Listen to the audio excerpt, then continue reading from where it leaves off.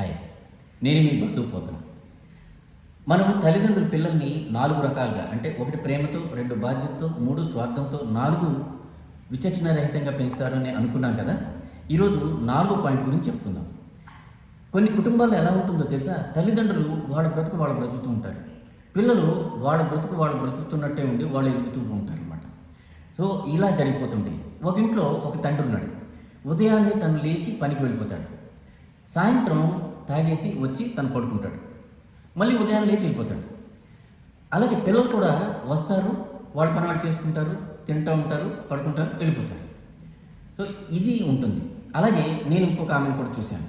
ఆమె ఏంటి అంటే, ఆవిడకి ఎలా ఉంటుందంటే పేరు పిచ్చి, అలాగే ఏదో ఒకటి చేయాలన్నటువంటి తపన.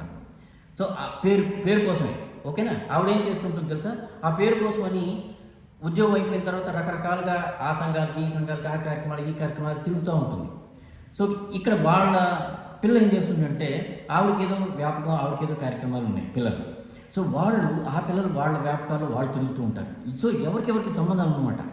సో వస్తారు, ఏదో తింటూ ఉంటారు, జరుగుతూ ఉంటుంది, అంటే అలా నడిచిపోతూ ఉంటుంది అంతే, ఏదో రూమ్మేట్లు ఉన్నట్టు ఉంటారు.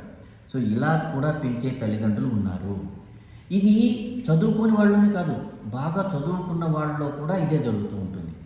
సో కాబట్టి మనం ఒక్కసారి ఆలోచించుకోవాలి, మనం ఎలా పెంచుతున్నాం వాళ్ళని పట్టించుకుంటున్నామో పట్టించుకోవట్లేదా. మిగతా ప్రయారిటీస్ లాగే పిల్లల్ని పెంచడం కూడా అత్యధికమైనటువంటి ప్రయారిటీ.